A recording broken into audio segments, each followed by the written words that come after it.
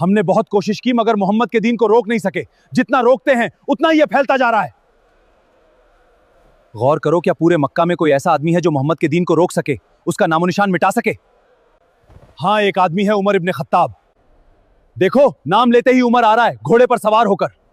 मक्का की तपती हुई गलियों में एक नाम ऐसा था जिसे सुनते ही बड़े बड़े बहादुरों के दिल कांप जाते थे। कौन है ये जो इतनी रफ्तार से जा रहा है? लगता है जैसे पूरा मक्का इसी का हो। धीरे बोल, सुन लिया तो यही सुरमा बना देगा तेरा। ये नाम था उमर इब्न खत्ताब। बस अब उसके अंदर मोहम्मद के खिलाफ आग भड़कानी है। मैं उससे कहूंगा, मोहम्मद कहते हैं कि जो उनके दीन को नहीं मानेगा उसका अंजाम जहन्नम होगा। इतना सुनते ही उसका खून खौल उठेगा। लंबा कद, चौड़े कंधे और आंखों में वो आग जो दुश्मन को दूर से ही जला दे। वो सिर्फ एक ताकतवर इंसान नहीं थे, बल्कि मक्का के सरदारों की ढाल और कुरैश के गुरूर की तलवार थे। जब वो रास्ते से गुजरते, लोग खुद ब खुद रास्ता छोड़ देते। क्या बात है, इतनी हैरत से मुझे क्यों देख रहे हो? क्या मेरा इंतजार कर रहे थे? कोई उनकी नजरों में नजरें डालने की हिम्मत नहीं रखता था। अभी तुम्हारी ही बात हो रही थी। मोहम्मद कह रहा है कि जो उसके दीन को नहीं मानेगा उसका अंजाम जहन्नम होगा। लगता है मोहम्मद और उसके दीन का वक्त पूरा हो चुका है। उन दोनों का खात्मा अब मेरे हाथों से लिखा जाएगा। हाँ, पूरे मक्का में तुम ही हो जो ये काम कर सकते हो। मगर उसी मक्का में एक नई आवाज धीरे धीरे बुलंद हो रही थी। अल्लाह एक है और मोहम्मद अल्लाह के रसूल हैं। इसे अभी पकड़ लो, मक्का की गलियों में घसीटो ताकि हर आदमी देख ले हमारे बुतों की बेइज्जती करने का अंजाम क्या होता है। जो मोहम्मद के दीन पर चलेगा उसका अंजाम यही होगा।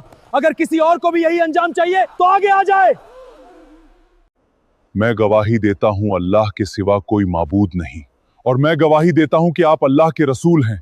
मैं आपके दीन पर ईमान लाता हूं। अब तो हद हो गई, लोग मोहम्मद की बात को सच मानने लगे हैं।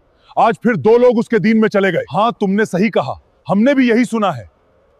अब दलीलों से कुछ नहीं होगा, हमें इन्हें डराना होगा। जो भी मोहम्मद के दीन में जाएगा उसे ऐसी सजा देंगे कि कोई दोबारा हिम्मत न करे। बाकी लोग उन्हें देखकर ईमान लाने से पहले 100 बार सोचेंगे।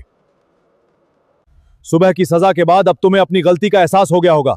अब इस दीन के रास्ते पर आगे मत बढ़ना। हम अपना फैसला कर चुके हैं। हम अपने दीन से पीछे नहीं हटेंगे, चाहे कुछ भी हो जाए, चाहे कितनी भी मुश्किल क्यों ना आ जाए। ये आवाज कुरैश के सरदारों को बेचैन कर रही थी। उनके बुत, उनकी सत्ता और उनकी सदियों पुरानी रिवायतें खतरे में नजर आ रही थीं। उमैया, तुम्हें पता है तुम्हारा गुलाम बिलाल भी मोहम्मद के दीन में शामिल हो गया है। बिलाल, क्या यह सच है? जी, ये सच है। तुम हमारा खाते हो, तुम हमारे गुलाम हो, और तुम मोहम्मद के दीन में कैसे चले गए? जवाब दो। इसे छोड़ना मत, वरना दूसरे गुलाम भी सर उठाने लगेंगे। एक गुलाम की इतनी हिम्मत। ले जाओ इसे, दोपहर की सबसे तेज धूप में फेंक दो, तपती हुई रेत पर लिटा दो। इसके सीने पर इतना भारी पत्थर रखो कि यह हिल भी न सके।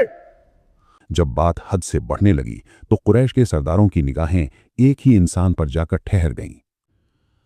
हमें ऐसा आदमी चाहिए जो पूरे मक्का में किसी से नहीं डरता, जिसके नाम से लोग खौफ खाते हों, जिसके सामने किसी की जुबान तक न खुलती हो।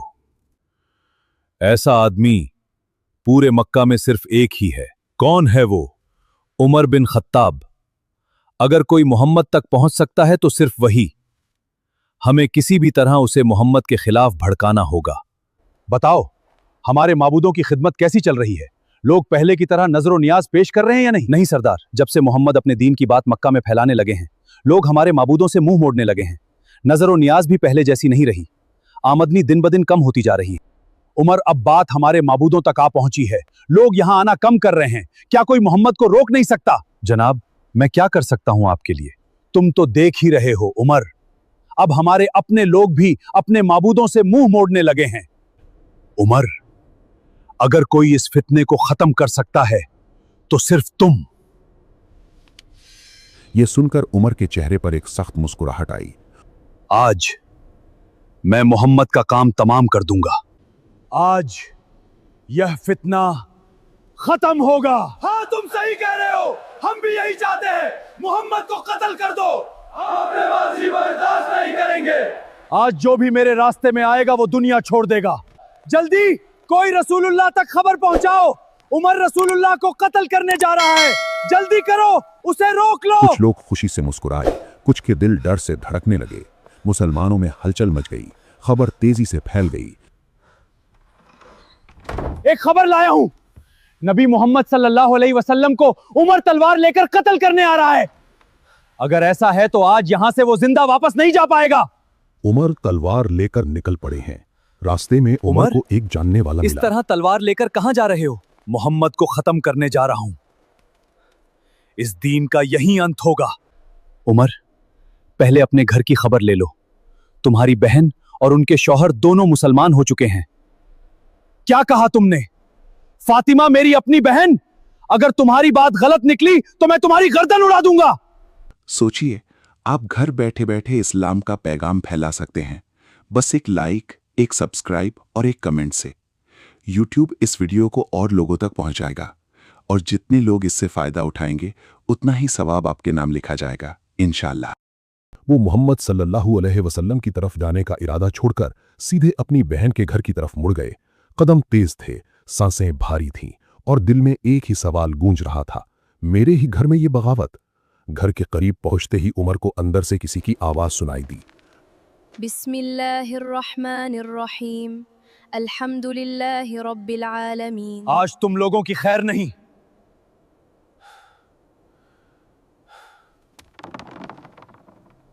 यह कैसी आवाज थी अंदर से? क्या पढ़ा जा रहा था? कुछ नहीं भाईजान, हम लोग बस बातें कर रहे थे। तुम लोग भी उस दीन में शामिल हो गए हो जिसने हमारे बुजुर्गों की राह को झुठला दिया। हाँ, यह सच है, हम भी मुसलमान हो चुके हैं। ये सुनते ही उमर का गुस्सा और भड़क उठा। तुम लोगों ने हमारे बुजुर्गों की राह छोड़ दी।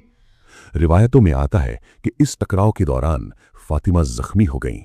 जब उमर की नजर उनके चेहरे और बहते हुए खून पर पड़ी तो उनके दिल की सख्ती में पहली बार एक दरार सी महसूस हुई। मेरे ही घर में इतना बड़ा मामला चलता रहा और मुझे इसकी खबर तक नहीं मिली। वह सहीफा मुझे दो, मैं भी देखूं आखिर उसमें ऐसा क्या लिखा है जिसने तुम सबको बदल दिया।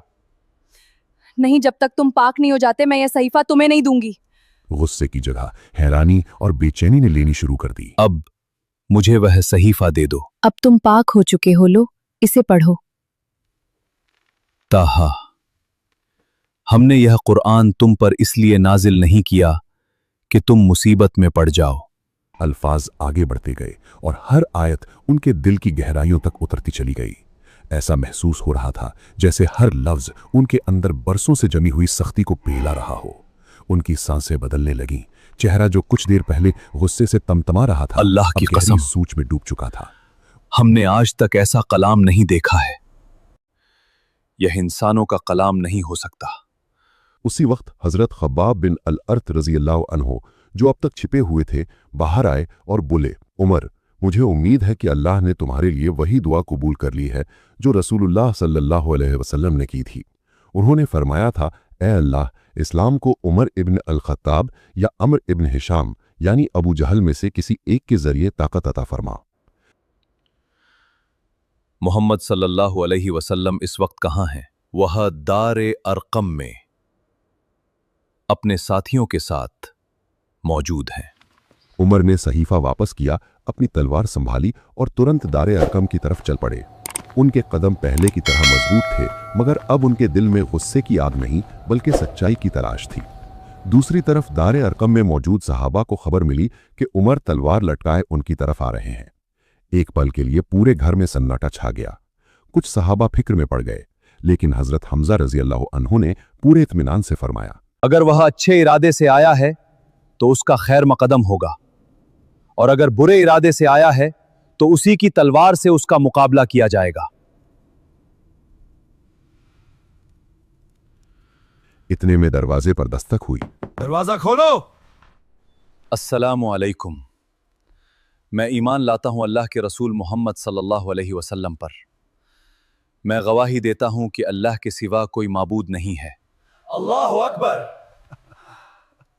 अल्लाहु अकबर, अल्लाहु अकबर। उस दिन दारे अरकम की दीवारों ने वो मंजर देखा जिसने इस्लाम की तारीख का रुख बदल दिया। जो शख्स कुछ ही देर पहले इस्लाम को मिटाने निकला था, वही अब इस्लाम की सबसे मजबूत ढाल बन चुका था। सहाबा उमर से गले मिल रहे थे। उनके चेहरों पर ऐसी खुशी थी जिससे बरसों की दुआ आज कबूल हो गई हो। उमर ने रसूलुल्लाह सल्लल्लाहु अलैहि वसल्लम की तरफ देखा और अर्ज किया, या रसूल अल्लाह, क्या हम हक पर नहीं हैं? आपने फरमाया, क्यों नहीं, हम हक पर हैं। उमर ने फिर पूछा, अगर हम हक पर हैं तो हम लोग छुपकर दीन की बातें क्यों कर रहे हैं? कुछ ही देर बाद मुसलमान दो सफ़ों में निकले। एक सफ़ की अगुवाई हजरत हमजा रजी अल्लाह अन्हु कर रहे थे और दूसरी सफ़ के आगे हजरत उमर रजी अल्लाह अन्हु थे। पहली बार मुसलमान पूरे एहतमाम के साथ खुलेआम काबा की तरफ बढ़ रहे थे। कुरैश के सरदार दूर खड़े ये मंजर देख रहे थे। ये मोहम्मद के लोग काबा की तरफ क्यों आ रहे हैं? और उनके साथ उमर भी है। हमने तो उमर को मोहम्मद को खत्म करने भेजा था, मगर वह तो उन्हीं के दीन में शामिल हो गया। उनके चेहरों का रंग उड़ चुका था। उन्हें यकीन नहीं हो रहा था कि उमर, जिन पर उन्हें सबसे ज्यादा नाज था, आज उसी दीन के साथ खड़े हैं जिसे मिटाने की कसम खाई गई थी। मुसलमान बेखौफ होकर काबा पहुंचे और सबने मिलकर खुलकर नमाज अदा की। उस दिन किसी में इतनी हिम्मत नहीं हुई कि वो इस काफिले का रास्ता रोक सके। हजरत अब्दुल्लाह इब्ने मसूद रजी अल्लाह अन्हु फरमाते थे कि उमर के इस्लाम कबूल करने के बाद ही मुसलमानों ने खुलकर काबा में नमाज पढ़नी शुरू की। उस दिन से मक्का की फिजा बदलने लगी। मुसलमानों के दिलों में नई हिम्मत पैदा हो गई। जो लोग कल तक खौफ में जी रहे थे, अब उनके सीने बुलंद हो चुके थे। दूसरी तरफ कुरैश के सरदारों के लिए यह सबसे बड़ा सदमा था। उनकी महफिलों में सिर्फ एक ही बात हो रही थी, ये खबर अब पूरे मक्का में फैल चुकी है। अब ये दावत कुछ लोगों तक महदूद नहीं रही। अगर हमने इसे अभी न रोका तो बहुत जल्द हर घर तक इसकी आवाज पहुंच जाएगी। अगर लोग एक अल्लाह को मानने लगे तो हमारे बुतों का क्या होगा? अरब के कबीले काबा में इन्हीं बुतों की वजह से आते हैं। अगर बुत न रहे तो हमारी इज्जत और कारोबार दोनों खत्म हो जाएंगे। सबसे पहले उन्हीं लोगों को निशाना बनाओ जिनके पीछे कोई मजबूत कबीला नहीं है। जब उनका हाल पूरा मक्का देखेगा तो कोई भी मोहम्मद के दीन में जाने की हिम्मत नहीं करेगा। अगर उमर भी मोहम्मद के साथ हो गया तो अब इस दावत को रोकना आसान नहीं रहेगा। अब हमें नई चाल चलनी होगी। मुसलमानों को मक्का की गलियों में घसीटा जाएगा ताकि फिर कोई हमारे खिलाफ सिर उठाने की हिम्मत न करे। उनका हर कदम इस्लाम की मजबूती के लिए उठ रहा था। उनका ईमान हर दिन और मजबूत होता जा रहा था। जो तलवार कभी मुसलमानों के खिलाफ उठती थी, अब वही तलवार उनकी हिफाजत के लिए निकलती थी। मक्का के लोग अब एक नए उमर को देख रहे थे। वही रौब, वही बहादुरी, वही दबदबा, लेकिन अब सब कुछ अल्लाह की राह में था। मुसलमानों के दिलों में उन्हें देखकर इत्मीनान आता था, जबकि कुरैश के सरदार उन्हें देखकर बेचैन हो उठते थे। हमें तो कुछ समझ में नहीं आ रहा है इस उमर का क्या करें। कल हमने 2-4 मुसलमानों को पकड़ लिया था, लेकिन उमर आकर उन्हें छुड़ा ले गया। अब उसके डर से कोई कुछ कह भी नहीं पा रहा। हमें कोई बहुत बड़ी तैयारी करनी पड़ेगी जिससे उमर, मोहम्मद और इस्लाम तीनों को खत्म किया जा सके।